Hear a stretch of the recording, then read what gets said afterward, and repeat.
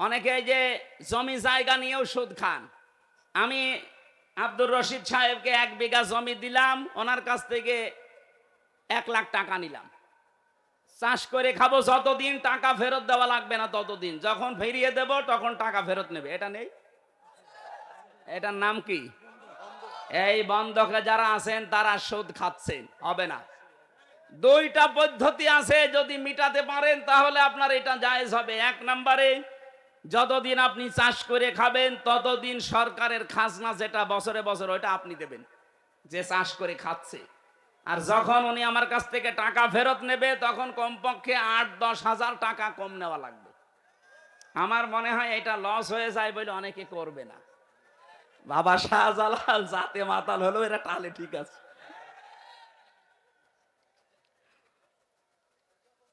আর এই যে জমি জায়গা দিয়ে দেয় 1 বছরে 10,000 টাকা 1 বিঘা জমি থেকে আপনি দেবেন, করে খাবেন, এইটা জায়েজ আছে। কারণ 1 বিঘা জমিতে 10,000 টাকা উপায় করা 1 বছরে খুব বেশি কষ্টের কাজ না। কথা বলেন না কেন? আর একটা সিস্টেম আছে, খাই খালাসি। টাকা দেবেন, জমি কারে খাবে, ওই টাকার ফেরত দেওয়া লাগবে না, খেয়ে দেয়ে শোধ। এটা আছে এলাকায়? না, এইটা নেই। আমি জানি এই বাংলাদেশে কোনো জায়গায় নেই, খালি এটা হাদিসে আছে, তাছাড়া আমাদের দেশে নেই। মানুষ বললো না চাতে মাতাল, তাহলে ঠিক আছে। 1 লোক নাকি ছেলে খালি ফুল ছিটতো বাগান থেকে। বাগানের মালিক যে বলছে, চাচা আপনার এই ছেলে যে আমাদের বাগানের ফুল ছেড়ে, আপনি নিষেধ করতে পারেন না? নিষেধ করবো কি করে, ওর মাথা একটু খারাপ এই কারণে। ছেলে বলছে, বাবাজি আমার পাশেই তো আপনার বাগান, ওর মাথা যদি খারাপ হবে, ও বাগানের ফুল ছেড়ে আমার, আপনারটা তোর মাথা খারাপ। তো অত খারাপ না। তা আমরা তো এইরকম পর্যায়ে আছি, এতগুলো মাসলা বললাম, মাথা খারাপ অত খারাপ না। ও খাই খালাসিতে নেই। 1 বিঘা জমিতে 10,000, এইটাই নেই। আছে ওই 1 বিঘা জমিতে 90,000, 1 লাখ, ওইটাই। যারা টাকা ছেড়ে রাখছেন, টাকা আসে প্রতি মাসে মাসে, এই সুদের মতো মায়ের সাথে জেনা করার গোনা বাদ দেওয়ার দরকার নেই। যারা দিতে পারেন না তারা নামাজ কালাম ছেড়ে দেন। কি হবে আপনার নামাজ দিয়ে? আপনার একদিকে মায়ের সাথে জেনা করার গোনা উঠতেছে, আর একদিকে আপনি নামাজ পড়ছেন, কাটাকাটি, মাঝখানে জান্নাত যাবেন ফাল। সামনে বসা মুসলমান ভাইরা, পর্দার আড়ালের সম্মানিতা মা এবং বোনেরা, প্রশাসনের ভাইরা, প্রাণ প্রিয় ডেমলাবাসী, মহান রব্বুল ইজ্জাত ওয়াল জালালকে তিনি যেই রকম তার শুকরিয়া আদায় করছি, ওই রকম ভাবে ইয়া রব্বি লাকাল হামদু কামা ইয়ামবাগি লিজালালি ওয়াজহিকা ওয়া আযীমি সুলতানিকা। হাদিস, নবীজি বলেন, এই দোয়া যদি কেউ পড়ে, ফেরেশতারা এই সওয়াব লেখা বন্ধ করে দেয়। কারণ আল্লাহ যে কত বড় ফেরেশতারাও জানে না। মা কাদারুল্লাহ হাক্কা কদরিহি ইন্নাল্লাহা লাকাবিয়্যুন আজিজ। আমি আল্লাহ যে কোন অবস্থানে আছি, আমাকে যেভাবে ভয় করা দরকার, আমার বান্দারা আসলে আমাকে চেনে না, ওইভাবে ভয় তারা করতে পারে না। সুতরাং আল্লাহর প্রশংসা আমরা তার শেখানো বাক্য দিয়ে যেটা আদায় করলাম, আমাদের আদি পিতা হযরত আদম আলাইহিস সালাম রূহ পাওয়ার পরে তিনি যে বাক্য দিয়ে প্রশংসা আদায় করেছিলেন, আদমের সন্তান হিসাবে আমরাও বলছি আলহামদুলিল্লাহ। দরুদ আর সালাম পড়ছি আমাদের নবী, মানবতার মহান শিক্ষক মুহাম্মদুর রাসূলুল্লাহ সাল্লাল্লাহু আলাইহি ওয়াসাল্লামের প্রতি। এমন নবীর প্রতি আমরা দরুদ পড়েছি, এ পৃথিবীতে যত নবী আর রাসূল আল্লাহ পাঠিয়েছেন, প্রত্যেকটা নবী এবং রাসূলের কাছ থেকে এই স্বীকৃতি আল্লাহ নিয়েছিলেন যে যদি তোমাদের কাছে শেষ নবী মুহাম্মদুর রাসূলুল্লাহ এসে যায়, তোমাদের উচিত হবে তার প্রতি ঈমান আনা, তাকে সাহায্য করা। ওয়াইদ আখাযাল্লাহু মিসাকান নাবিয়্যিনা লামা আতাইতুকুম মিন কিতাবিন ওয়া হিকমাতিন সুম্মা জাআকুম রাসূলুম মুসাদ্দিকুল লিমা মাআকুম লা তুমিনুন্না বিহি ওয়া লা তানসুরুন্না। আল্লাহ পাক বলেন প্রতিটি নবীর কাছে কিতাব এবং হিকমত ছিল, তাদের কাছে আমি এই স্বীকৃতি নিয়েছিলাম এবং অঙ্গীকার নিয়েছিলাম যা আখেরি জামানায় যিনি আসবেন, যখন তাকে তোমরা পেয়ে যাবে, তার প্রতি ঈমান আনার ঘোষণা এবং তাকে সাহায্যকারী, এই ঘোষণা তোমাদের দেওয়া লাগবে। قال أأقررتم وأخذتم على ذلكم إصري قالوا أقررنا قال فاشهدوا وأنا معكم من الشاهدين। এই খেয়াল করে শুনবেন, আমি গতানুগতিক কথা বলছি না। হিসাব করেন, এই আয়াতটা নিয়ে চিন্তা ভাবনা করেন। মানুষ যখন আল্লাহর কালামের চিন্তা ভাবনা ছেড়ে দেয়, ওই জাতির ওপরে আমার আল্লাহ জাহিলিয়াত চাপিয়ে দেয়। এটা হাদিস। যখন আল্লাহ পাক তার কিতাবের আলোচনা বান্দাদের ভেতরে তাদাব্বুর না দেখে, চিন্তা ভাবনা না দেখে, তখন ওই জাতির উপরে গজব নাজিল করেন, যেটা এখন আমরা হাড়ে হাড়ে টের পাচ্ছি। এই বাংলাদেশে লালনের জীবনী নিয়ে গবেষণা হয়, রবীন্দ্রনাথ ঠাকুরের জীবনী নিয়ে গবেষণা হয়। আল্লাহর কালামের কোন গবেষণাগার আছে দেশে? আল কোরআন রিসার্চ ফাউন্ডেশনে কি করে আমি জানি না, অবশ্যই কোরআনের চিন্তা ভাবনায় হচ্ছে এখানে, যদিও এটা নতুন নাকি 3 বছর কেবল শুরু হয়েছে। এটা কি সরকারি উদ্যোগে? ব্যক্তিগতভাবে আমরা চাই বাংলার প্রত্যেকটা জেলায় কোরআনে কারিমের গবেষণা করার জন্য রিসার্চ ফাউন্ডেশন সরকারের পক্ষ থেকে করা হোক। মুসলমানদের সম্পদ যদি কোরআনের পেছনে ব্যয় না হয়, তে ব্যয় হবে কি কালির পেছনে? বলেন। যত নবী এসেছিল তারা এই স্বীকৃতি দিয়েছে।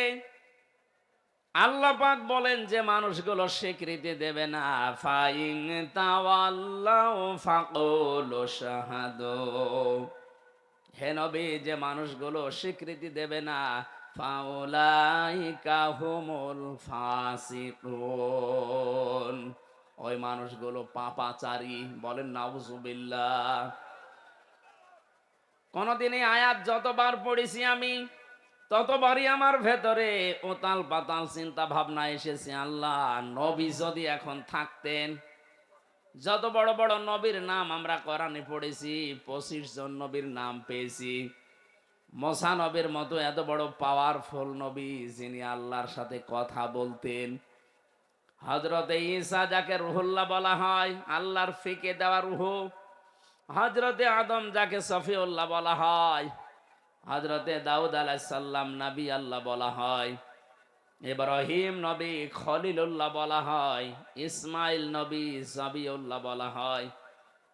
এত বড় বড় পাওয়ারফুল নবীরা যদি আমাদের নবীকে পেয়ে যেতেন, তারা বলতেন লা তুমিনুন্না বিহি ওয়া লা তানসুরুন্না। লামে তাকিদ, নুনে সাকিলা।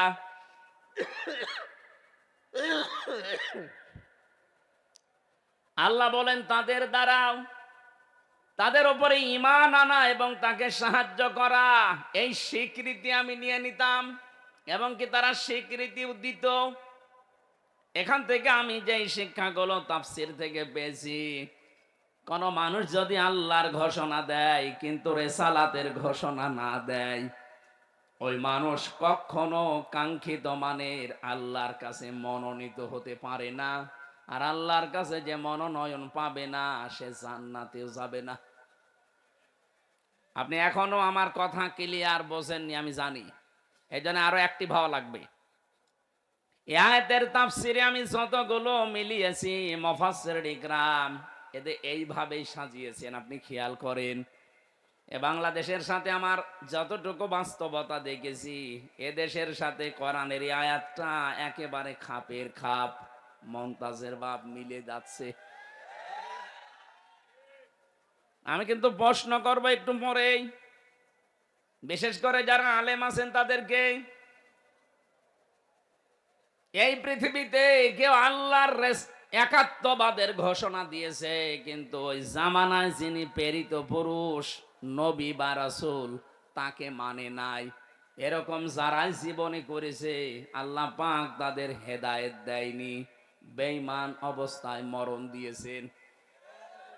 এটার বহু সাক্ষী আছে দুনিয়ায়। এই যে ফেরাউনের নাম শুনি আমরা, এই লোকটা যখন মারা যাচ্ছিল, হাত্তা ইযা দারাকাহুল গরক ক্বালা আমানতু আন্নাহু লা ইলাহা ইল্লাল্লাযী আমানাত বিহি বানু ইসরাঈল ইলা আখিরি আয়াত।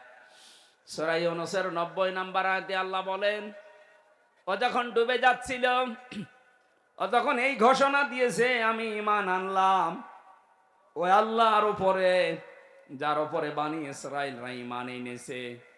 ওয়া আনা মিনাল মুসলিমিন, আমি তো মুসলমান।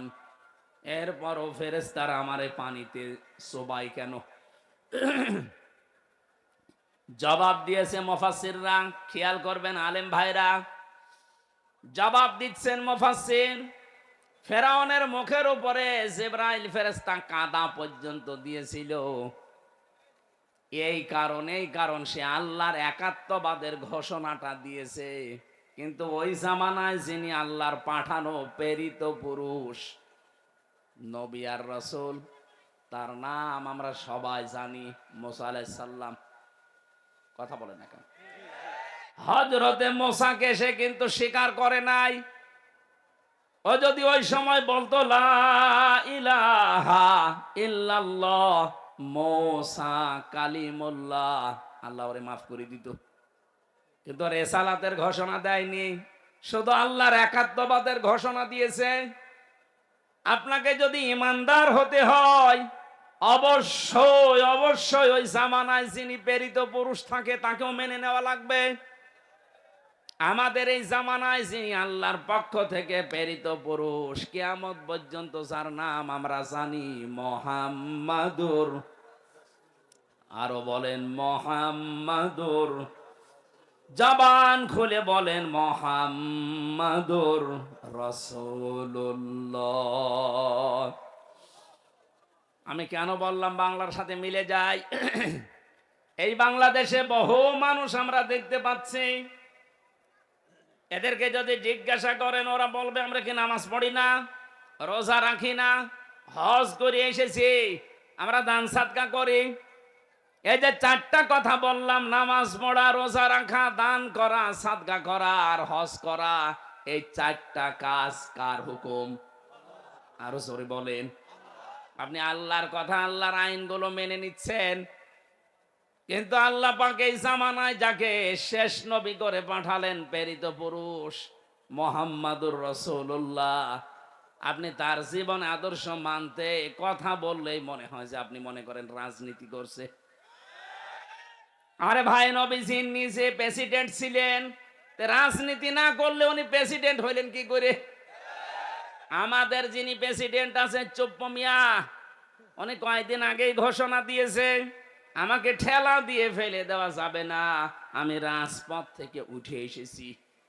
তার মানে রাজনীতি না করলে আপনি রাষ্ট্রনায়ক হতে পারবেন না। কথা বলেন না কেন? নবীজি অবশ্যই রাজনীতি করেছেন, নাই তো রাষ্ট্রনায়ক হলেন কি করে? এই ছোট কথাটা আপনার কাছে আসে না কোন কারণে?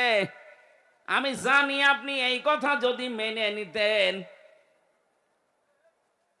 তাহলে রাসূলের জীবনী 13 বছর বললে অনেকের কাছে ভালো লাগে, কান্নাকাটি করে মক্কার জীবনটা।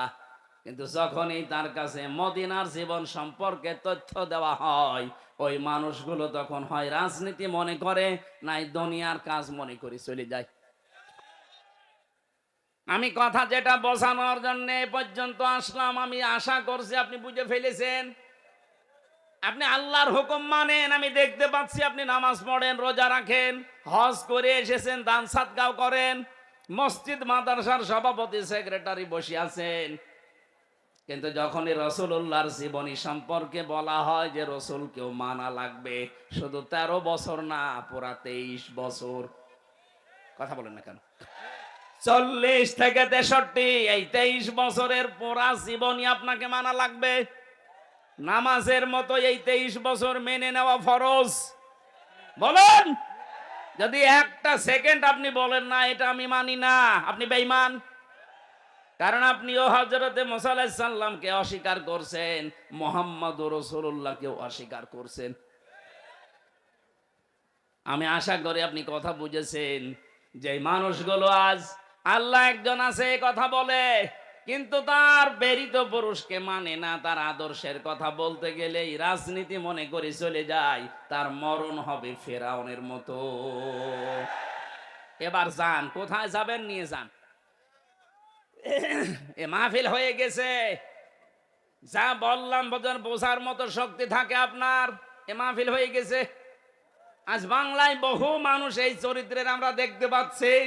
আল্লাহর কথা বললে মেনে নেয়, কিন্তু রাসূলুল্লাহর জীবন চরিত্র বললে ওর কাছে রাজনীতি মনে হয়। কসম করে বলছি, আপনার মরণ হবে ফেরাউনের মতো। আপনি ওকে ফেরাউনের মতো সটকি হয়ে থাকতে চান? বলেন। আল্লাহ পাক ওকে ডাক দিয়েছিলেন আল আন, এখন অকদ আসাইতা ক্বাবলু ওয়া কুনতা মিনাল মুফসিদিন। এখন তুমি আমার কাছে ঈমানের স্বীকৃতি দাও, অথচ এর আগে তুমি বড় সন্ত্রাসী ছিলে, ফ্যাসিস্ট ছিলে। মুফসিদিন মানে ফাসাদ সৃষ্টিকারী, সন্ত্রাসী, ফ্যাসিবাদী। এই 15.5 বছরে যেটা দেখলাম, এরাও যদি ঈমান আনতে চায়, আমার মনে হয় আল্লাহ ঠিক এই কথাটাই শোনাবে। এখন তোর জন্য 14.5 বছর অনেকে আয়না ঘরে ছিল, তোর কারণে আমির হামজা 3 বছর বিনা কারণে ফাঁসির কন্ডেম ছেলে ছিল।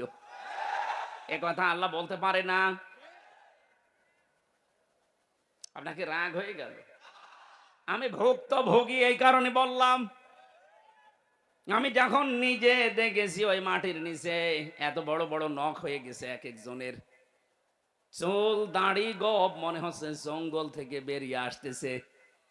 রাতের বেলা যখন নিয়ে আমাকে ঘরের ভেতরে নিয়ে যেত, রাত 11টা, 11:30, 12টার সময় নিয়ে যেত, কারারক্ষী যারা দায়িত্বে আছে ওখানে জিজ্ঞাসা করতাম, ভাই কয়টা বাজে? কারণ আমরা জানতাম না যে এটা কোন মাস কোন বছর। এমনও মানুষ ওখানে আছে 14 বছর পড়ে আছে। আপনি ভাবতে পারেন, একটা কবরের মতো জায়গায় জিন্দা মানুষ 8 বছর, 10 বছর, 14 বছর পরে বেরিয়ে আসতেছে। ও জানে না যে এখন কোন বছর চলছে, ও জানে না কোন মাস চলছে, তাও জানে না কোন বছর চলছে, ওর জানা নেই কয়টা বাজে, কি বার আজকে, কিছু জানে না। এমন একটা জায়গায় আপনি 5 দিন যদি থাকতে পারেন, আপনাকে আমি পুরস্কার দেব। অথচ 14 বছর একটা মানুষ, এত বড় বড় আঙ্গুল নখ হয়ে গেছে, ওরা দেওয়ালের সাথে খুশিয়ে খুশিয়ে লিখতো যে ভাই যদি বাইরে যেতে পারেন এই নাম্বারটায় জানাবেন যে আমি বেঁচে আছি।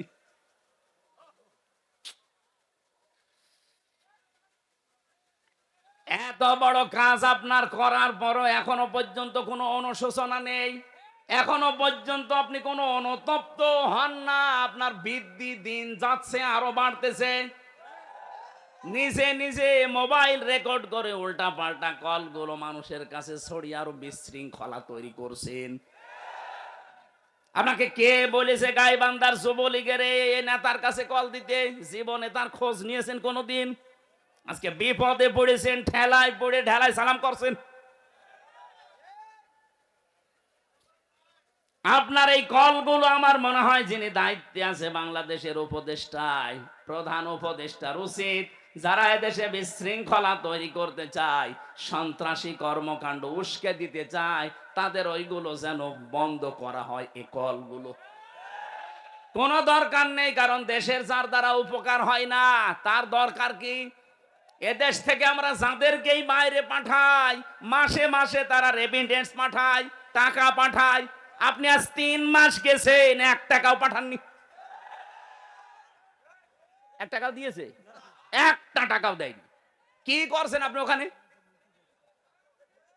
অন্তত যা আছে বিক্রি করে টাকাগুলো পাঠাতে পারেন না? আমার চাচা আছে, আমার দাদা আছে সৌদি আরবে, প্রতি মাসে মাসে তারা দেশের জন্য টাকা পাঠায়। রেমিটেন্স যোদ্ধা বলা হয় তাদেরকে। এমনকি অন্তর্বর্তীকালীন সরকারের প্রধান উপদেষ্টা সহ যারা আছে, তারা এখন এই রেমিটেন্স যোদ্ধাদের জন্য বিমানবন্দরে আলাদা ফ্যাসিলিটি দিচ্ছে। তা আপনি কোন কারণে 3 মাস বসে আছেন, 4 আনাও পাঠান না? কি হবে আপনারা দিয়ে? আমি আশা করবো সেই কয়দিন আছেন 3 মাসের হিসাব করে প্রতি মাসে অন্তত 20,000 করেও টাকা পাঠান।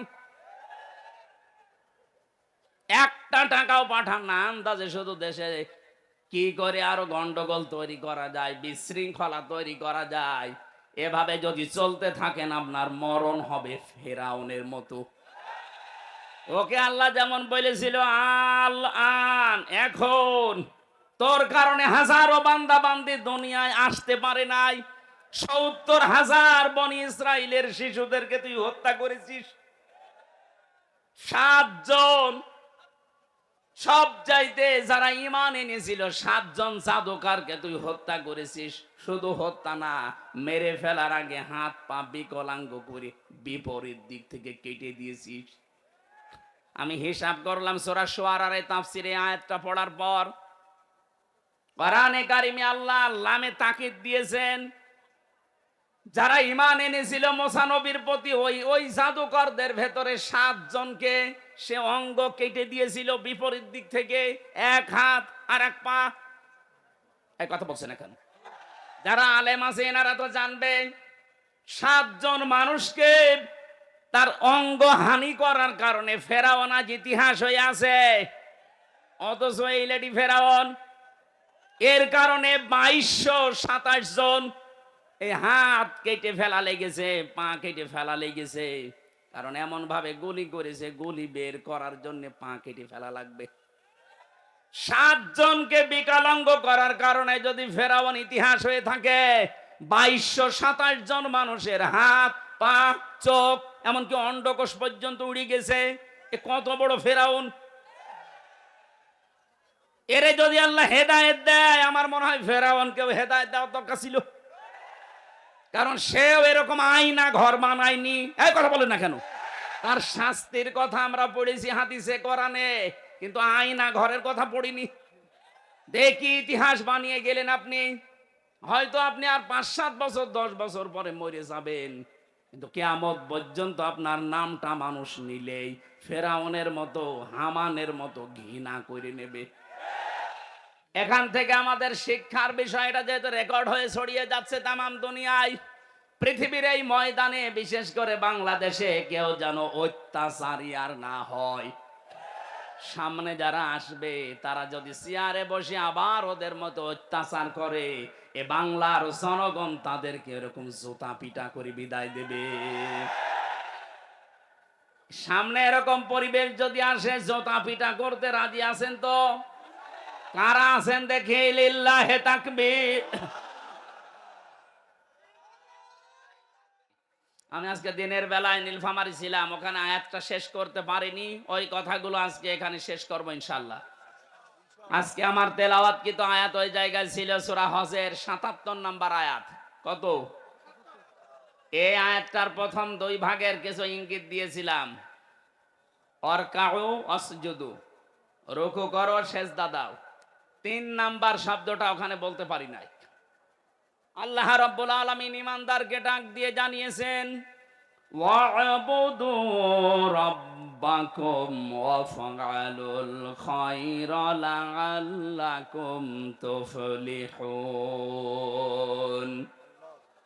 হে পৃথিবীর ঈমানদারেরা, আমরা ঈমানদার না বেঈমান? আরো জোরে বলেন তো।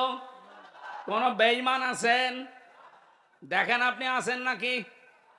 না, আমি বলছি দেখেন, এটা থার্মোমিটার আছে ঈমান মাপার। নবীজি বলেন, ইদা সাররাতকা হাসানাতুকা ওয়া সাআতকা সাজ্জিআতুকা ফাআনতা মুমিন। সাহাবী প্রশ্ন করলেন, হে নবী, আমার যে ঈমান আছে আমি কিভাবে এটা বুঝবো? নবীজি বললেন, যখন তোমার ভালো কাজগুলো তোমাকে আনন্দ দেবে আর অন্যায় কাজ করলে তোমার মন থেকে একটা বাধা আসবে, তখন বুঝবে তোমার ঈমান আছে। বাংলাদেশে আপনি তাকান তো, এখন নাই যে পরিবেশ আছে আছে এর আগের যে অবস্থা, ভালো কাজ সবার কাছে ভালো লাগতো? বলেন। এই যে তাফসীর মাহফিলে কত মানুষ এসে কোরআনে কারিমের গাইডলাইন পায়, এটা ভালো কাজ না মন্দ কাজ? ভালো কাজটাও যাদের কাছে ভালো লাগে নাই, যারা 144 ধারা পর্যন্ত জারি করেছে, এদের ঈমান থাকে কি করে? এদের তো ভালো কাজ ভালো লাগে নাই। অন্যায় কাজ দেখলেও তাদের কাছে অন্যায় মনে হয়নি। 2006 সালে 28 অক্টোবর লগি বৈঠার তাণ্ডবে জসিম ভাইয়ের মতো জীবিত মানুষকে যারা রাজপথে পিটিয়ে মারার পরে লাশের উপরে ডেল দিয়েছে, এটা যে কত বড় ঘৃণিত কাজ! পৃথিবীর ইতিহাস পাল্টিয়ে ফেলেছেন আপনি। পৃথিবীর বহু ইতিহাস আমি পড়েছি, কিন্তু এই ইতিহাস আমি পড়িনি, পাইওনি, কারো কাছে শুনিওনি যে মানুষ হত্যা করার পরে তার লাশের উপরে ড্যান্স দেওয়া যায়। অথচ আপনারা এটা করে দুনিয়াকে দেখিয়েছেন। কথা বলেন ঠিক কিনা? এত বড় নৃশংস কাজ আপনার কাছে কোনো মানে আঘাতও লাগে না আপনার অন্তরে? আপনার অন্তরে যে একটা ধাক্কা লাগবে তাও লাগে না, আপনি আরো আনন্দে করেছেন। আপনি যাই বলেন না কেন, আপনার কিন্তু ঈমান নেই। এখন আপনাকে ঈমান আনা লাগবে। এই জন্য ঈমান যাদের আছে আর যাদের নেই, আমি কিন্তু থার্মোমিটার দিলাম, আপনি মাপজোপ করেন।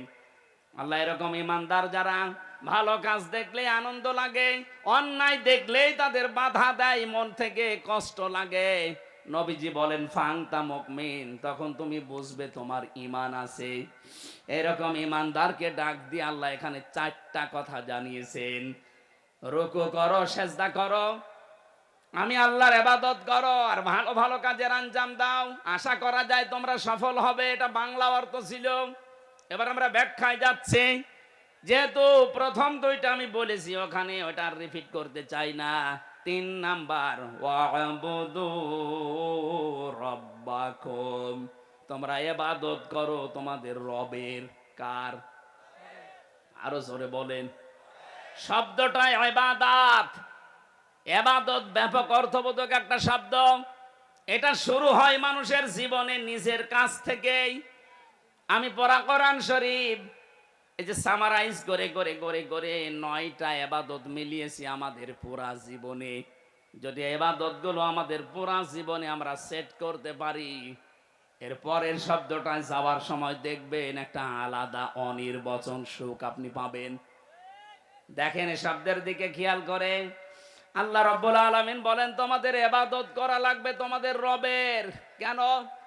ইয়া আইয়ুহান নাস উবুদু রাব্বাকুমুল্লাযী খালাকাকুম ওয়াল্লাযীনা মিন ক্বাবলিকুম লাআল্লাকুম তাত্তাকুন। হে মানব মণ্ডলী, তোমরা ইবাদত করো ওই রবের যিনি তোমাদেরকে বানিয়েছেন। আমাদেরকে বানিয়েছেন কে? এই পৃথিবীতে এখন 4,500 ধর্মের লোক আছে। যে যেই ধর্ম মেনে চলে সে ওই ধর্মের একজন দেবতাকে অবশ্যই মানে, না মানে না? আপনি হিন্দুদেরকে বলেন, ওরা বলবে না যে আল্লাহ আমাকে বানিয়েছে। হ্যাঁ, ওরা বলবে ওদের যে দেবতা আছে 33 কোটি, কত, এর ভেতরে 12 মাসে ওরা 13 পূজা করে। ওই সমস্ত দেবতাদেরকে ওরা সৃষ্টিকর্তা মনে করে। কিন্তু আমরা যারা ঈমান আমাদের আছে, আমরা মুসলিম, আমরা বিশ্বাস করি আমাদেরকে বানিয়েছে। আরো জোরে বলেন। এদেশে একজন পাগল ছিল, আমি নাম নিলাম না, ও বলতো না মানুষ হিসাবে আল্লাহ আমাদেরকে বানিয়েছেন, এটা আমরা মানি না। আমরা এসেছি বানরের কাছ থেকে। আমাদের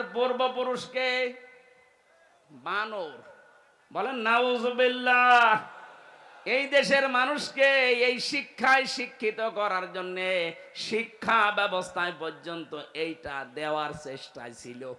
সে পাগল এখন পালিয়েছে, কোথায় আছে খুঁজে পাওয়া যাচ্ছে না। ষাড়, ওর নাম সার না ষাড়, জাফর ইকবাল, কি সুন্দর নাম দিয়েছেন। অথচ এদেশের মানুষকে বেঈমান বানানোর জন্য, আল্লাহ ভোলা বানানোর জন্য বহু চেষ্টা চালিয়েছে, কিন্তু সফল হতে পারেনি। আমাদেরকে বানিয়েছেন কে? শুধু আমাদের না, আমাদের পূর্বপুরুষ যারা, আমাদের আদি পিতা হযরতে আদম থেকে শুরু করে সবাইকে কে বানিয়েছেন? আল্লাহ পাক বলেন, তোমাদের সবাইকে আমি বানিয়েছি। এটা যদি সত্যি বাস্তবতায় নিয়ে যেতে পারো, আশা করা যায় তোমরা আল্লাহ ভীরু হতে পারবে। এখানে কয়েকটা উদাহরণ আল্লাহ নিজের থেকে দিচ্ছেন।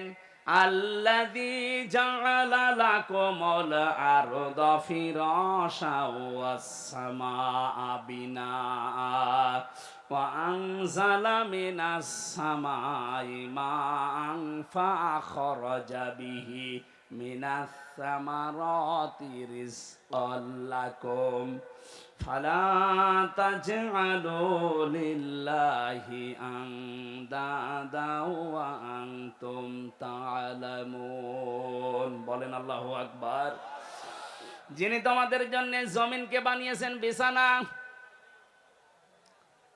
আর ওই আকাশকে বানিয়েছেন তোমাদের জন্য বিশাল এক ছাদ।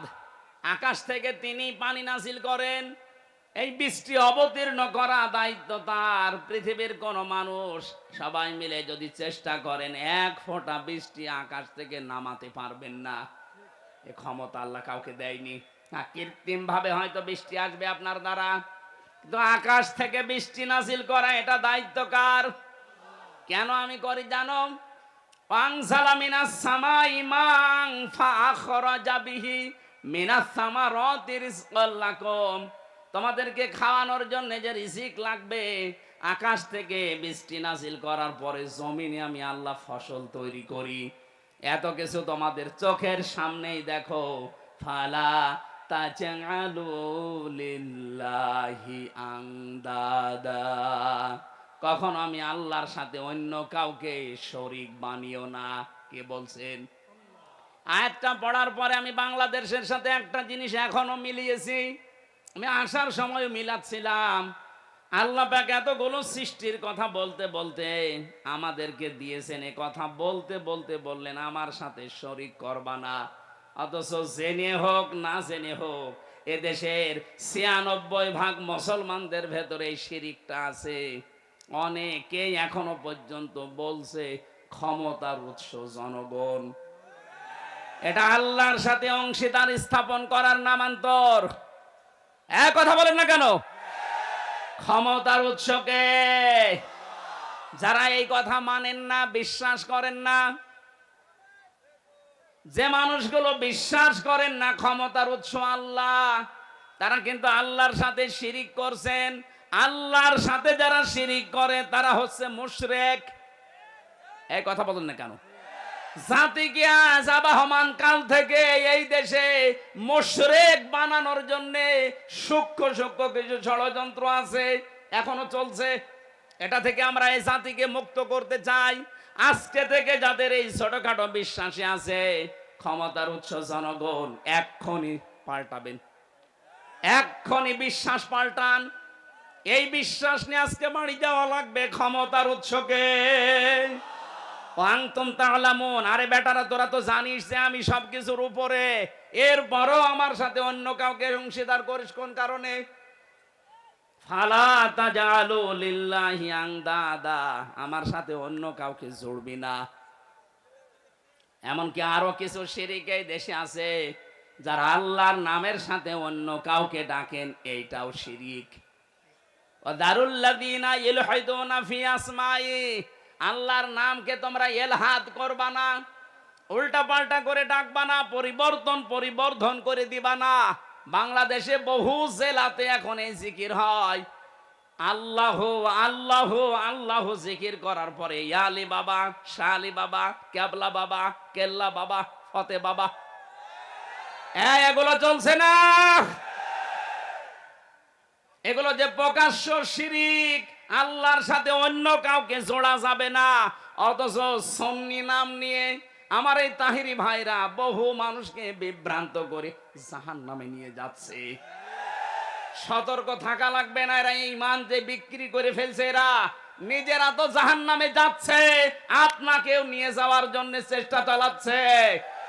ওরা গোপনে কত কিছু পায় আপনি জানেন না।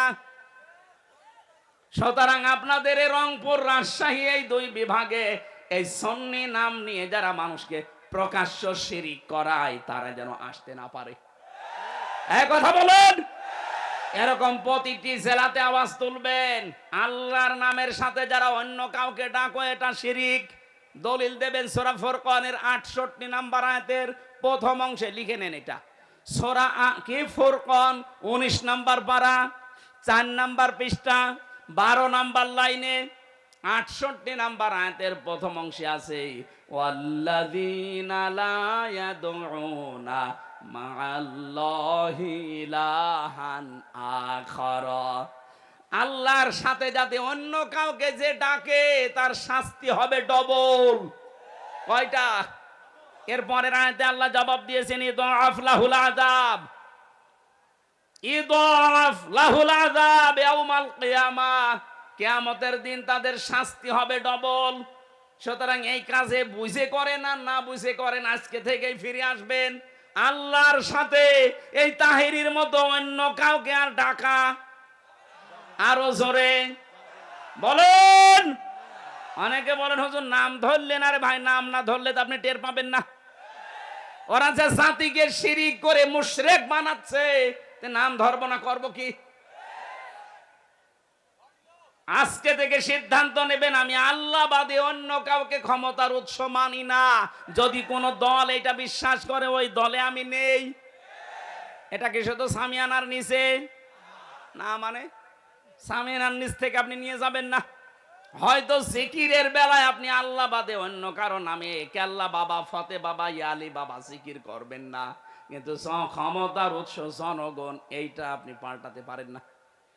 কি হয়েছে বলেন তো? আপনার কি মিথ্যা মনে হচ্ছে? কোরআনের কথা শোনার পরে যাদের মিথ্যা মনে হয় তারা কিয়ামতে যখন জাহান্নামের গেট দিয়ে ঢুকবে, ফেরেশতারা বলবে কি, তোমাদের কাছে কোনো নবী রাসূল যায়নি? আলেম ওলামা যে এ কথা কি তোমাদের বোঝায়নি যে ক্ষমতার উৎস আল্লাহ? এ কথা বোঝায়নি? তারা বলবে হ্যাঁ বলেছিল। ক্বালু বালা قد جاءنا نذير فكذبنا وقلنا ما نزل الله من شيء। আমাদের কাছে সতর্ককারী হামজা এসেছিল, আমাদের কাছে সতর্ককারী মাওলানা আব্দুস সাত্তার এসেছিল, কিন্তু মনে মনে হতো যে না, এরকম কিছু আল্লাহ নাজিল করেনি, ও মনে হয় মিথ্যা কথা বলছে। এরকম মানুষ দেশে নেই। এই কথা বলে না কেন? আমি যেগুলো বলছি যদি অথেন্টিক মনে না হয়, কোন আলেমকে আপনি জিজ্ঞাসা করবেন, তুলে নিয়ে যান মোবাইলে। আল্লাহর সাথে যারা তাহিরি ভাইয়ের মতো অন্য কাউকে ডেকে জিকির করছেন, সে সুন্নি নাম নেন, গরম সুন্নি, ঠান্ডা সুন্নি, মিঠা সুন্নি, যাই বলেন আপনি জাহান্নামী, আপনার শাস্তি ডবল হবে। মাউল হুসনা ফাদউহু বিহা। এটা আমার আলোচনার সাবজেক্ট না, এই জন্য আমি দলিলগুলো লম্বা করে বললাম না। যতটুকু বলেছি বাণীতে মিলিয়ে নেবেন, দেখবেন এই জীবনে আর কোনোদিন আল্লাহর সাথে কেল্লা বাবা, ফতে বাবা জিকির আপনি আর করবেন না। আমার মনে হয় রংপুর রাজশাহী বিভাগে এগুলো নেই, হালকা আছে। এগুলো সব বেশি চট্টগ্রাম আর সিলেটে পাগলের মতো জিকির করছে।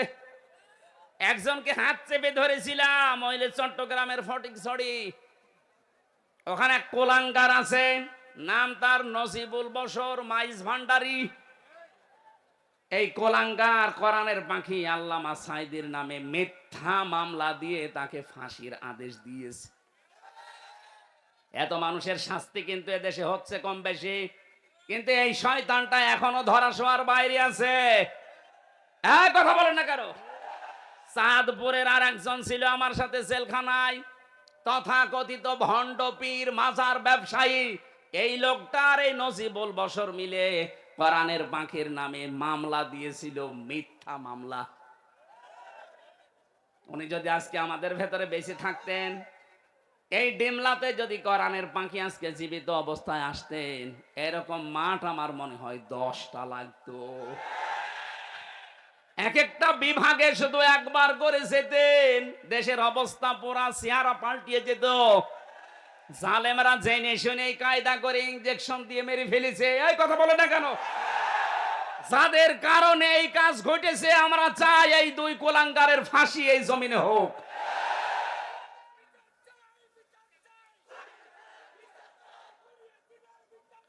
আমার ভাইরা, ইবাদত করা লাগবে আল্লাহর। প্রথম নাম্বারে ইবাদত শুরু করবে তার ইমানদার বান্দা বান্দিরা তার ব্যক্তিগত জীবন দিয়ে। কোন জীবনে?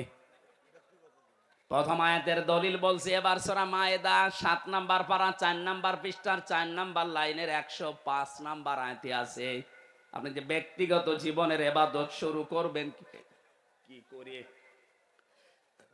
আল্লাহ রাব্বুল আলামিন বলেন, ইয়া আইয়ুহাল্লাযীনা আমানু আলাইকুম আনফুসাকুম লা ইয়াগুররুকুম মান দাল্লা ইযা হাতাদাইতুম ইলাল্লাহি মারজিউকুম জামিআন ফায়ুনাব্বিয়ুকুম বিমা কুনতুম তা'মালুন। বলেন আল্লাহু আকবার।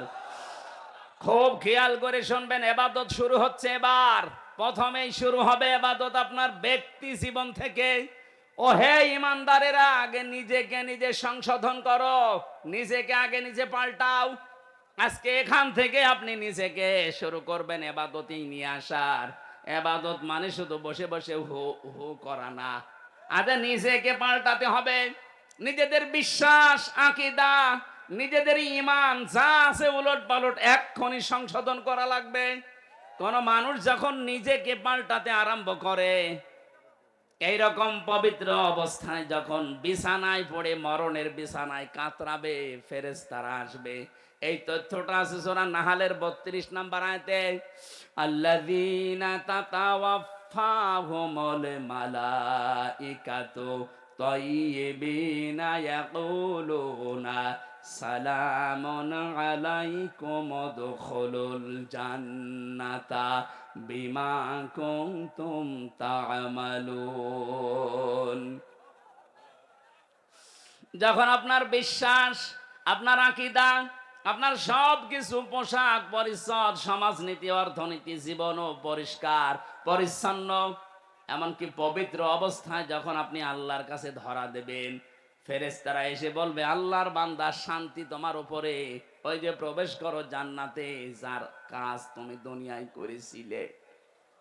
আমাদের জীবনটা আমরা এমন ভাবে আল্লাহর দরবারে উপস্থাপন করতে চাই যে জীবনের দিকে তাকিয়ে আমার আল্লাহ নিজের ইচ্ছায় যেন মাফ করে দেয়। এই আয়াতের তাজদিবিন আর তাফসিরে আমি পড়েছি, যার জীবনটা আল্লাহর কাছে পছন্দ হবে, পবিত্র করার চেষ্টায় যে থাকবে, এই লোকটাকে কিয়ামতে আল্লাহ যখন হাজির করবেন, তখন সবার সামনে বিচার না করে নিজে একটা কুদরতি চাদর দিয়ে ঢেকে নেবেন বান্দাকে। মনে করেন আল্লাহর এই বান্দা, কি নাম আপনার? আব্দুর রশিদ সাহেবকে আল্লাহ ঢেকে নেবেন কুদরতি চাদর দিয়ে। সবার সামনে থেকে আলাদা করে নিজে আলাদা ঢেকে নিয়ে বলবে, রশিদ, এই এই অপরাধগুলো দুনিয়ায় করেছিলি। চিন্তা করবে, আমি এখন কিভাবে অস্বীকার করি? আমার তো চোখের পলক পর্যন্ত আল্লাহ জানে। কথা বলেন না কেন? ইয়ালামু খায়িনাতাল আয়ুনি ওয়া মা তুখফিস সুদূর। চোখের পলকে কি ইশারা করো কেউ জানে না, এ খবর জানে কে? তোমার মনের ভেতরে কি উকি ঝুঁকি মারে কেউ টের পায় না, এটা টের পায় আমি আল্লাহ বসে বসে। চিন্তা করবে আমার মনের ভেতরে কি আছে সেটাও যখন আল্লাহ জানে, এখানে আর মিথ্যা কথা বলে আমার কোনো বাঁচার উপায় নেই। তাজদিবিন আর ব্যাখ্যায় ফি জিলালিল কোরআন মুফাসসির লিখেছেন, তখন আব্দুর রশিদ ডাক দিয়ে বলবে, মাবুদ আমার ভুল হয়ে গেছে, আমার ভুল হয়ে গেছে, এখন তুমি যা করবে করো। আল্লাহ যদি কারো উপরে অবিচার করে সে তো আর জান্নাত পাবে না। বিধায় আল্লাহর কোনো অবিচার বলতে কিছু, বলেন বলেন, আল্লাহ ন্যায় বিচার করলে আমরা কেউ জান্নাত পাবো না। হ্যাঁ, একটা মাত্র বুদ্ধি আছে, আল্লাহ যদি আমাদেরকে নিজ গুণে মাফ করে দেন। ওই তজ্ঞবিনা যে মানুষগুলো যত বেশি চেষ্টা চালাবে, তার এই পোশাক, তার এই শরীর, তার কর্মজীবন, তার প্র্যাকটিক্যাল লাইফ, এমনকি তার বিশ্বাস, আকীদা, ঈমান, এগুলো যত পরিষ্কার পাবে আল্লাহ, তখন একেবারে আলাদা করে ঘিরে নেবে। একা একা আল্লাহ নিজের সামনে বলবে, বল এই কাজগুলো করেছিলি। স্বীকৃতিটা নেওয়ার পরে যখন দেখবে অসহায়, এই অসহায়ত্ব আল্লাহর কাছে প্রকাশ করার পরে আল্লাহ বলবেন, যা আজকে তোরে আমি মাফ করে দিলাম, কাউকে বলবি না। এইরকম একটা কিছু যেন আল্লাহ আমাদের সবাইকে দান করেন, বলেন আমিন। আজকে নিজেকে সংশোধন কতটুকু করেছেন? কি আছে আল্লাহর কাছে দেখানোর মতো আপনার, বলেন তো? কবি জানিয়েছে, আল্লাহ কাসিরুন ইনদাল্লাহ বাইনাকাং তাওয়া বাইনাল্লাহ হাল্লাকা সাদাকাতুন তাখফা লা ইয়ালামুহা ইল্লাল্লাহ। ও আল্লাহর বান্দা, তোমার কি এমন গোপন কিছু আছে যেটা তুমি ছাড়া কেউ জানে না? এমন কোন গোপন দান আছে, গোপন সাদাকা আছে, গোপনে কোনো ভালো কাজ দুনিয়ায় এমন কিছু করেছো যেটা তুমি ছাড়া আর কেউ জানে না? আমাদের জীবনে এরকম একটা লম্বা সেজদা আছে না? আপনি কি করলেন বলেন তো? আফসোস করা দরকার আপনার জীবন নিয়ে। আমি জেলখানায় দেখেছি এক একজন মানুষকে সেজদায় পড়ে থাকতে 40 মিনিট, 45 মিনিট, 1 ঘন্টা পড়ে আছে সেজদায়। তারা নিজেদের এই অপরাধের জন্য জেলখানায় বসে বসে কষ্ট পাচ্ছে, এই কারণে না, পেছনের দিকে তাকিয়ে ভেবেছে, আল্লাহ আমি কি করেছি? এতটুকু অপরাধে যদি আমি 3 বছর, 5 বছর, 10 বছর কারাগারে থাকতে পারি, দুনিয়াতে আমার এই 60 বছর, 50 বছরে কত কিছু করেছি, আমি তোমার কাছে যাওয়ার জন্য কি নিয়ে যাচ্ছি? এই অনুশোচনা বোধ থেকে দেখতাম রাত 2টা, 2:30টায় উঠে 2 রাকাত নামাজে 1.5-2 ঘন্টা কাটিয়ে দিত। ওই সময় একটা আলাদা মজা পাওয়া যেত, বাইরে এসে ওইটা এখন আর আমরা পাচ্ছি না। আমাদের নিজেদের জীবনকে এখনই সংশোধন করার সময় এসেছে। যে যেখানে আছি প্রত্যেকেই নিজের সম্পর্কে ভাবেন। আল্লাহ নিজে আপনাদেরকে আহ্বান জানাচ্ছে, আলাইকুম আনফুসাকুম, নিজেকে আগে সংশোধন করো। নিজের জীবন সম্পর্কে আগে একটা পরীক্ষা নাও। ও ইমানদারেরা, অমাল হায়াতুদ দুনিয়া ইল্লা মাতাউল গুরুর, পৃথিবীর জমিন ধোঁকা, আপনার সম্পদ আদি ধোঁকা, সন্তান আদি ধোঁকা, স্ত্রী ধোঁকা, মা বাবা ধোঁকা, ক্ষমতা এটাও ধোঁকা। আল্লাহ কেন এগুলো বারবার আমাদেরকে জানিয়েছেন? এখানে যত ধনী মানুষ আছেন না, 200 বছর পরে যদি আপনি এই ডিমলাতে ফিরে আসেন, 200 বছর মাত্র, কত? মাত্র 200 বছর পরে আপনি এই ডিমলায় যদি আবার ফিরে আসেন, আপনার যত আপন আত্মীয় স্বজন হোক, 200 বছর পরে আপনাকে আর পরিচয় দেবে না। এমনকি যে বাড়ি আপনি বানিয়েছিলেন, ওই বাড়িতেও আপনাকে উঠতে দেবে না। আমি কি বানিয়ে বলছি? এটাই বাস্তব। অথচ এই বাড়ি বানাতে গিয়ে আপনি হালাল হারাম দেখেননি। বাবা শাহজালাল সব হালাল, এইভাবে করে বাড়ি বানিয়েছেন। অনেকে শুনলাম এই নীলফামারী জেলাতে এখন থাই ক্যাসিনো আরম্ভ করেছে, নাকি এই ডিমলায় শুরু হয়নি? কি করবেন আপনার এই সম্পদ দিয়ে? থাই ক্যাসিনোর মাধ্যমে কোটি কোটি টাকা দিয়ে বাড়ি বানালেন, বানান। 50 বছর পরে তো আপনি মরে যাবেন। আর 100 বছর পরে যদি আপনি এই বাড়িতে এসে বলেন যে বাড়ি আমি বানিয়েছিলাম, আপনার নাতির নাতি যে থাকবে বলবে, কিসের কথা বলেন আপনি, দূর হয়ে যান।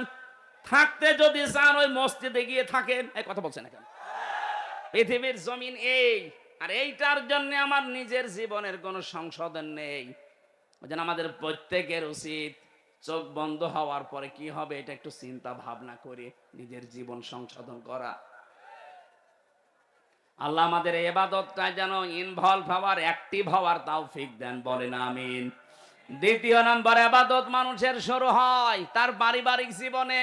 আপনার স্ত্রী, আপনার সন্তান, মা বাবা, ভাই বোন, এগুলো আপনার আন্ডারে আছে।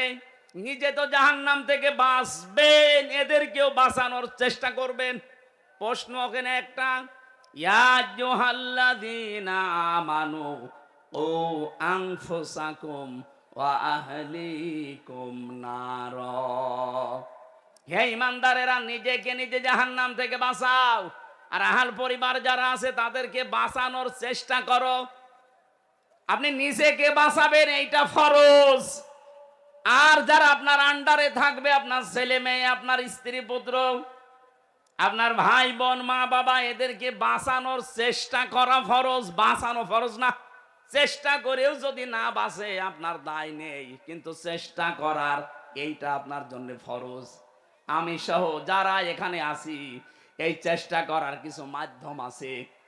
এদেশে যারা একামতে দিনের দায়িত্ব পালন করে, তাদের কাছে একটা গঠনতন্ত্রের বই আছে, রিপোর্ট বই আছে।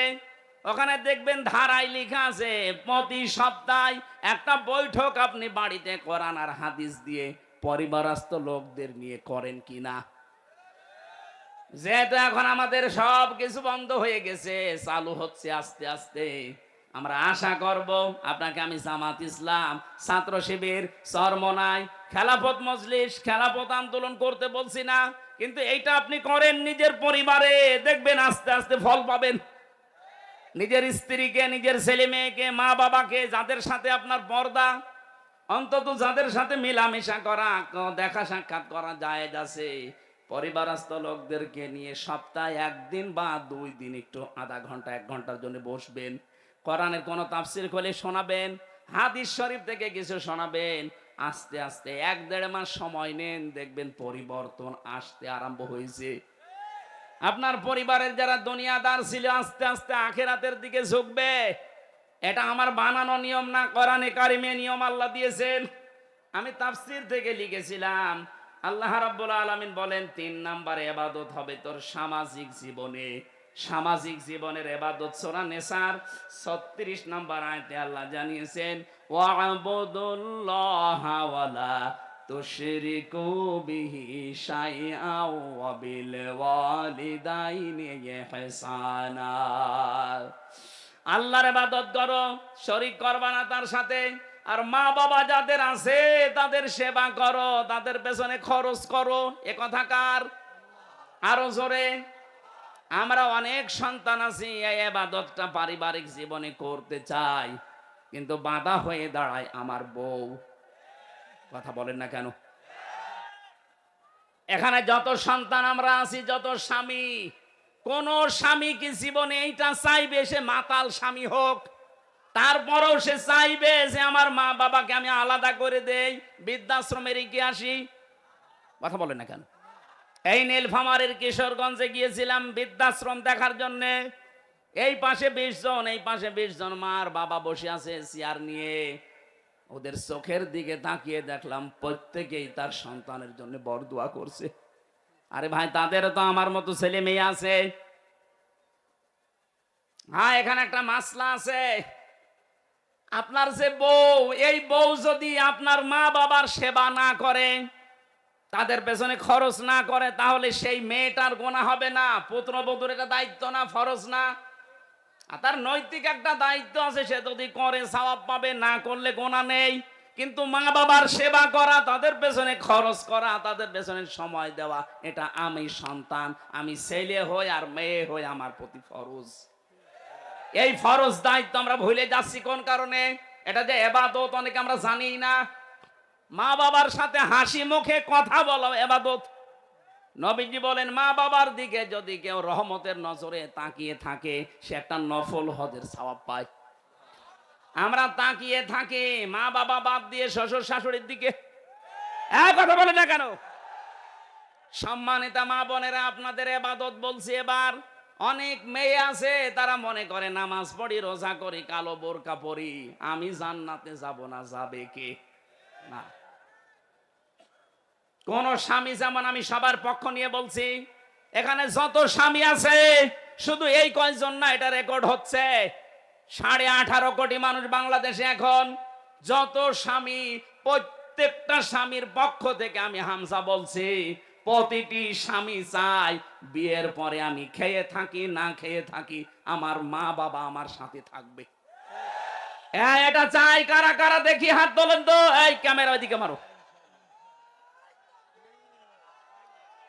আরো ক্যামেরা মারো, দেখো কার স্বামী হাত তুলিস। এই কথা বোঝা লাগবে। বসেন বসেন, এবার বসেন। সম্মানিত মা বোনেরা, শুধু ওয়াজ শুনতে আসা না, এটাই আপনার জীবনের প্রথম ওয়াজ, আসল ওয়াজ, এইটাই শেষ ওয়াজ। আপনি নিজের মা বাবাকে যেইভাবে মনে করেন, যেভাবে উদারতা দেখান, শ্বশুর শাশুড়িকে আপনি সহ্য করতে পারেন না, তাদের কিছু হলেই স্বামীর কানে কানে তুলে দেন। আপনি মানুষ, জীবনে জান্নাতের ঘ্রাণ পাবেন না। আর আমি স্বামী হিসাবে বলছি, কোন স্বামীর মন তার স্ত্রী 100 ভাগ পাবে না যতদিন পর্যন্ত এই স্ত্রী তার স্বামীর মা বাবার সাথে ভালো ব্যবহার না করবে। কিন্তু এখন এমন জামানা, সহ্যই করতে পারে না। নিজের মা বাবার হাজারো ভুল হয়, কিচ্ছু বলে না। আর স্বামীর মা বাবার পান থেকে চুন খসলেই স্বামীর কানে কানে তুলে দেয়। এই কথা বলছে না কেন? এরকম পুত্রবধূ দেশে নেই। এটা ছোট মনের বউ, এই ন্যারো মাইন্ডের বউ আমরা চাই না। কার কার বউর এরকম মন ছোট, হাত তোলেন তো। এই না না, আপনি হাত তুলছেন কোন আশায়? বাড়ি গেলে আজকে আপনাকে থাকতে দেবে? বলে তোর ওয়াজ শোনাচ্ছি, দাঁড়া, তোর খাটের নিচে থাকাবে না। মা বোনেরা, আমি আপনাদেরকে অনেক ভালোবাসি। আমি চাই না আপনি এই ছোটখাটো বিষয়ের জন্য জাহান্নামী হয়ে যান। আজ বাংলাদেশে আমার মনে হয় 100 জনের 95টা পুরুষ মানুষ মানসিক রোগী হয়ে যাচ্ছে এই ছোট বিষয়ের কারণে। আপনি ছাড়ই দিতে চান না, অথচ নামাজ পড়ে, রোজা রাখে, কালো বোরকা পরে। আপনি কি কিসের জন্য নামাজ পড়েন? আপনি আপনারা নামাজ নিয়ে কি আল্লাহ ধুয়ে খাবে? কিসের রোজা রাখেন, কিসের কালো বোরকা পরেন? পারিবারিক জীবনে শ্বশুর শাশুড়িকে নিজের মা বাবার মতো দেখা, এটা ইবাদত। অবিল ওয়ালিদাইনি ইহসানা, মা বাবার সাথে ভালো ব্যবহার করো, তাদের পেছনে খরচ করো সাধ্য মতো। দুনিয়াতে একটা জায়গায় আছে খরচ করার জন্য, আল্লাহ যে সিরিয়াল দিয়েছেন কোরআনে সূরা বাকারার 215 নম্বর আয়াতে। এটা 2 নম্বর পারা, 12 নম্বর পৃষ্ঠা, 14 নম্বর লাইনে আছে, ইয়াসআলুনাকা মাযা ইউনফিকুন। হে নবী, ওরা জিজ্ঞাসা করে যে টাকা পয়সা আমি উপায় করা শিখেছি, এখন আমি ইনকাম করি, কোথায় খরচ করব প্রথমে? আপনি বলেন, কুল মান ফাকতুম মিন খায়রিন ফালিল ওয়ালিদাইনি ওয়াল আকরাবিন ইলা আখিরি আয়া। হে নবী, আপনার উম্মতদেরকে আপনি বলেন, তোমরা ভালো ভালো কাজে সম্পদ ব্যয় করবা, খরচ করবা। আর দুনিয়ায় যত ভালো কাজ আছে, সব চাইতে আল্লাহর কাছে ভালো কাজ মা বাবার জন্য। প্রথমেই আল্লাহ নাম দিয়েছেন মা আর বাবার। কথা বলেন না কেন? 2 নম্বরে নিকট আত্মীয় স্বজনের, 3 নম্বরে এতিম, 4 নম্বরে মিসকিন, 5 নম্বরে ইবনে সাবিল। এই যে যাদের নাম বললাম, এদের ভেতরে চরমনার নাম আছে, 8 রশির নাম আছে। এই কথা বলে না কেন? কোন কারণে নিজের মা বাবা, আত্মীয় স্বজন, এতিম, মিসকিন, অসহায়, এই 5টা সিরিয়াল বাদ দিয়ে একবারে আপনি বরিশালে চলে যান। আমি কথা বোঝাতে পেরেছি, এই জন্য আপনি চিল্লাচ্ছেন। এরপরেও যদি কেউ না বোঝার ভান করে থাকেন, আমার মনে হয় আপনার বিবেক মরে গেছে। সিরিয়াল কি আমি বানালাম? আমি আয়াত নাম্বার, পারা নাম্বার, পৃষ্ঠা নাম্বার, লাইন নাম্বার বলেছি, ইবনে কাসিরে আছে। এরপরও যদি কারো বিশ্বাস না হয়, হুজুর, প্রিন্সিপাল হুজুর জিজ্ঞাসা করে, সিরিয়াল কি আমি বানালাম? স্যার, আল্লাহ বানিয়েছে। আপনি আল্লাহ সিরিয়াল বাদ দিয়ে মা বাবা বাদ, নিকট আত্মীয় স্বজন বাদ, এতিম বাদ, মিসকিন বাদ, ইবনে সাবিল বাদ, একবারে চলে যাচ্ছে উনি 8 রশি। আরে ভাই, 8 রশির নাম তো 6 নম্বরও নেই। কথা বলেন না কেন? কোথায় পেয়েছেন 1 নম্বরে তাকে? জীবনে কোনোদিন এই যে এই শীত চলে আসছে একটা কম্বল মাকে কিনে দেয় না, একটা চাদর কিনে দেয় না, আর গরুর গলায় দড়ি নিয়ে যাচ্ছে 8 রশি। ওইটা তো এক গরু, আর গলায় দড়ি নিয়ে যাচ্ছে যেটা, এটা ডবল গরু। এই পাগলামি সামনে থেকে আর করবেন? এটা একটা ইবাদত, ইয়ার কি মারা খেলাচোরা করার জিনিস না, এটা ইবাদত। এটা আজকে থেকে সাধ্য মতো মা বাবার পেছনে খরচ করবেন, কারণ 3টা জায়গায় খরচ করলে আল্লাহ ওই টাকার হিসাব নেয় না। 1 নম্বরে যারা জিহাদের ময়দানে খরচ করে, 2 নম্বরে যারা কোরআন প্রচারে খরচ করে, 3 নম্বরে যে মানুষগুলো এই পৃথিবীতে পরিবারস্থ লোক, মা বাবা, স্ত্রী, সন্তান, এদের জন্য খরচ করে, এই টাকার হিসাব আল্লাহ নেবেন না। তাই বলে বর জন্য, ছেলে মেয়ের জন্য বিশাল এলইডি টিভি কিনে আপনি একেবারে ওয়াইফাই লাইন লাগিয়ে শুধু উংলো উলঙ্গ নাচ দেখাবেন নাকি? শরীয়তের ভেতরে থাকতে হবে। 4 নম্বরে ইবাদত পেয়েছি আমি অর্থনৈতিক জীবনে।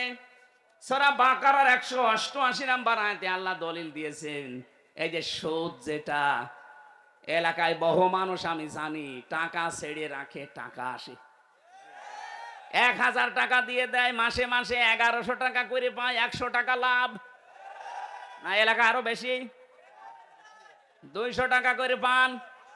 এটা মায়ের সাথে জেনা করার গুনাহ আপনার আমলনামায় উঠতেছে। এই গুনাহ ছেড়ে দেওয়া লাগবে। কারা কারা এই টাকা ছেড়ে রাখেন, টাকা আসে, এটা আর নেবেন না? হাত তোলেন তো। ওরে আল্লাহ, এলাকায় এত মানুষ, নাউজুবিল্লাহ। আমি তো মনে করছিলাম নেই। না না, যারা হাত তুললেন অবশ্যই তারা এভাবে টাকা ছেড়ে রেখেছেন। টাকা যারা ছেড়ে রেখেছেন এক্ষুনি তাওবা করে ওই টাকা আসলটা নেবেন, ডবল টান নেবেন না। বলেন, এটা যে ইবাদত আপনি জানেনই না।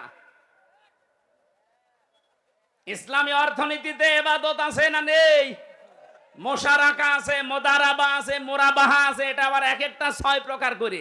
ইসলামী ব্যাংকে যারা আছে এলাকায় দায়িত্বে, এ বাংলাদেশে যত ব্যাংক আছে সবচাইতে ইসলামী ব্যাংকে লেনদেন করা আপনার ইমানের জন্য সবচাইতে বড় দামি জিনিস, দামি জায়গা, দাবির জায়গা এটা। কারণ এটাকে এই জালেমরা ধ্বংস করে ফেলেছে।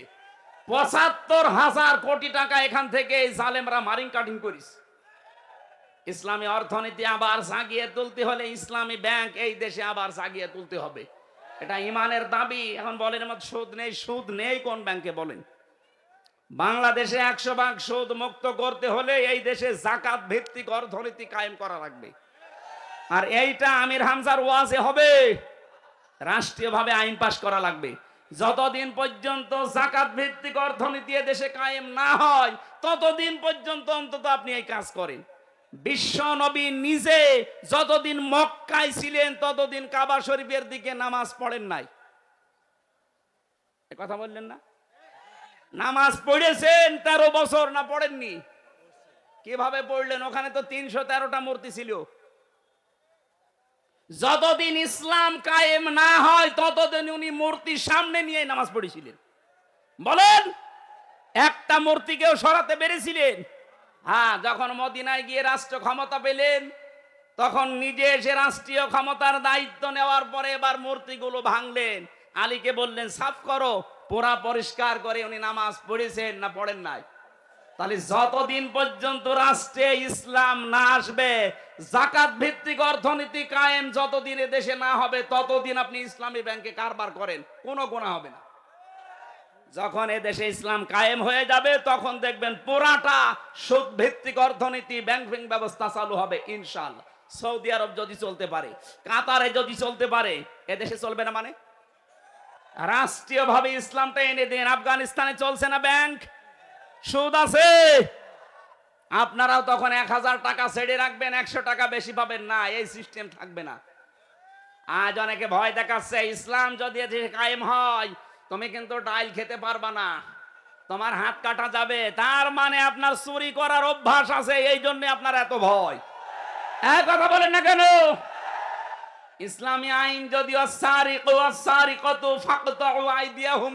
এটা কায়েম হয় বাংলাদেশে, এদেশের যে 350 এমপি ছিল প্রত্যেকের হাত কাটা যেত, কারণ প্রত্যেকটা কম বেশি চোর। আপনি একটাকে বলেন যে এটা ভালো ছিল, ওটা ডবল চোর। দরবেশরে ভালো মনে করতাম, ওর মতো চোর বাংলাদেশে কেউ আছে? 7টা ব্যাংক থেকে টাকা মারিনকাটি করেছে। ওর হাত 2টা না, ওর আরো যা হাত পা আছে, 2 হাত 2 পা, আরো হাত আছে, আরো পা আছে, ওইগুলো কাটা পড়ে দিত। আমরা অর্থনৈতিক জীবনের ইবাদত বুঝতে পারছি না। অনেকে যে জমি জায়গা নিয়েও সুদ খান। আমি আব্দুর রশিদ সাহেবকে 1 বিঘা জমি দিলাম, ওনার কাছ থেকে 1 লাখ টাকা নিলাম। চাষ করে খাবো যতদিন, টাকা ফেরত দেওয়া লাগবে না ততদিন। যখন ফিরিয়ে দেব তখন টাকা ফেরত নেবে। এটা নেই? এটার নাম কি? এই বন্ধকে যারা আছেন তারা সুদ খাচ্ছেন। হবে না। 2টা পদ্ধতি আছে, যদি মিটাতে পারেন তাহলে আপনার এটা জায়েজ হবে। 1 নম্বরে, যতদিন আপনি চাষ করে খাবেন ততদিন সরকারের খাজনা যেটা বছরে বছর, ওইটা আপনি দেবেন যে চাষ করে খাচ্ছে। আর যখন উনি আমার কাছ থেকে টাকা ফেরত নেবে তখন কমপক্ষে 8-10 হাজার টাকা কম নেওয়া লাগবে। আমার মনে হয় এটা লস হয়ে যায় বলে অনেকে করবে না। বাবা শাহজালাল জাতে মাতাল হলো, এরা টালে ঠিক আছে।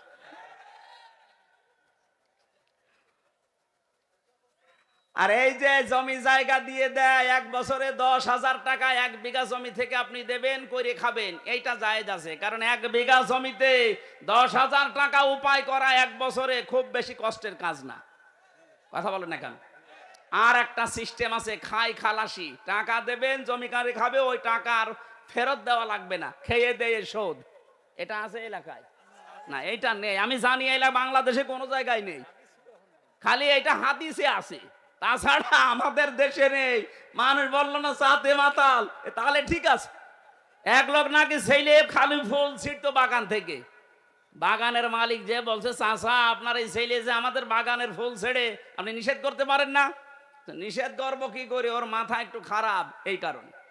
ছেলে বলছে, বাবাজি আমার পাশেই তো আপনার বাগান, ওর মাথা যদি খারাপ হবে, ও বাগানের ফুল ছেড়ে আমার, আপনারটা। ওর মাথা খারাপ, অত খারাপ না। তা আমরা তো এইরকম পর্যায়ে আছি, এতগুলো মাসলা বললাম, মাথা খারাপ, অত খারাপ না। ও খাই খালাসিতে নেই। 1 বিঘা জমিতে 10,000, এইটাই নেই। আছেও 1 বিঘা জমিতে 90,000, 1 লাখ, ওইটাই। যারা টাকা ছেড়ে রাখছেন, টাকা আসে প্রতি মাসে মাসে, এই সুদের মতো মায়ের সাথে জেনা করার গুনাহ বাদ দেওয়ার দরকার নেই। যারা দিতে পারেন না তারা নামাজ কালাম ছেড়ে দেন। কি হবে আপনার নামাজ দিয়ে? আপনার একদিকে মায়ের সাথে জেনা করার গুনাহ উঠতেছে, আর একদিকে আপনি নামাজ পড়ছেন, কাটাকাটি, মাঝখানে জান্নাত যাবেন ফাও না। এ গন্ডামে আল্লাহ বুঝবে। এরপরে পেয়েছি আমি রাজনৈতিক জীবনের ইবাদত, সূরা নেসার 59 নম্বর আয়াতে। ধর্মীয় জীবনের ইবাদত সূরা ইমরান, আলে ইমরানের 85 নম্বর আয়াতে। সাংস্কৃতিক জীবনের ইবাদত সূরা আনফালের 60 নম্বর আয়াতে। রাষ্ট্রীয় জীবনের ইবাদত সূরা মায়েদার 44 নম্বর আয়াতে। আন্তর্জাতিক জীবনের ইবাদত সূরা মায়েদার 51 নম্বর আয়াতে। এক একটা আয়াতের ব্যাখ্যায় লক্ষ লক্ষ কথা লিখা আছে। আমি আমার রাত 10টার পরে কথা বলা নিষেধ, এখন বাজে 11টা। আমার শরীরে যার অবস্থা, 3 বছর জালেমরা যা করি, আজকের মতো শেষ করলাম। আল্লাহ ইবাদত এইভাবে করার তৌফিক দিও, আল্লাহুম্মা আমিন। লা ইলাহা ইল্লা আনতা সুবহানাকা ইন্নী কুনতু মিনাজ জালিমিন। রাব্বিরহামহুমা কামা রাব্বায়ানি সগীরা। রব্বুল আলামিন নীলফামারী ডিমলা এ বিশাল তাফসীর মাহফিলের দ্বিতীয় রজনীতে আল্লাহ তাআলা রাত 11টা বাজে এখন লক্ষ লক্ষ বান্দা বান্দি আমরা হাত তুলেছি। যতটুকুই বলেছি এইভাবে ইবাদত করার তৌফিক আমাদের দান করো আল্লাহ। যারা যেভাবে শুনেছে, কষ্ট করে অনেকে শুনছে, আল্লাহ তুমি তাদেরকে আমল করার তৌফিক দাও। বিশাল মাহফিল করতে গিয়ে যারা শ্রম দিল, কষ্ট স্বীকার করলো, অর্থ সম্পদ দিল, হযরতে আবু বকরের টাকার সাথে কবুল করে নাও। আমাদের মাহফিলের সভাপতি অধ্যক্ষ আব্দুর রশিদ, আল্লাহ মঞ্জুর করো। যত অতিথি এখানে এসেছে, আল্লাহ তাআলা আমাদের দায়িত্বশীল ভাইরা যারা এসেছে, বিভিন্ন রাজনৈতিক দলের নেতা কর্মী যারা এসেছে, কোরআনে কারিমে বর্ণিত ইবাদত এইভাবে করার তৌফিক দিও। মা